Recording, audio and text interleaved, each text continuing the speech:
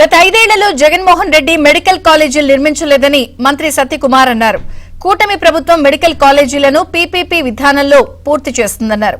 వైద్య కళాశాలల యాజమాన్య హక్కులు నిర్వహణ మొత్తం ప్రభుత్వం చేతిలోనే ఉంటుందన్నారు. జగన్ బెదిరింపులకు ఎవరూ భయపడరని అన్నారు.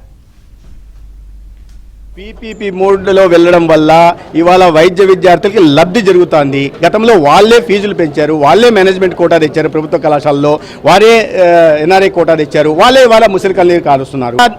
ఖచ్చితంగా చెప్పిన హైకోర్టు తప్పేంటి, పీపీపీ మోడల్లో వెళ్తే తప్పేంటి, యాజమాన్య హక్కులు ప్రభుత్వం దగ్గరే ఉంటాయి కదా. తర్వాత నిర్మాణాత్మకంగా ఆలోచించాలి తప్పిస్తే మీరు చేసిన అప్పు కారణంగా రాష్ట్రం మీద పెట్టిన భారం కారణంగా ఇవాళ అటువంటి పరిస్థితులు వచ్చాయి. 4,955 కోట్లు ఈ 10 మెడికల్ కళాశాలల మీద ఖర్చు పెట్టాల్సి ఉంటే 4 సంవత్సరాల్లో జగన్మోహన్ రెడ్డి గారు ఖర్చు పెట్టింది 631,77 లక్షలు మాత్రమే.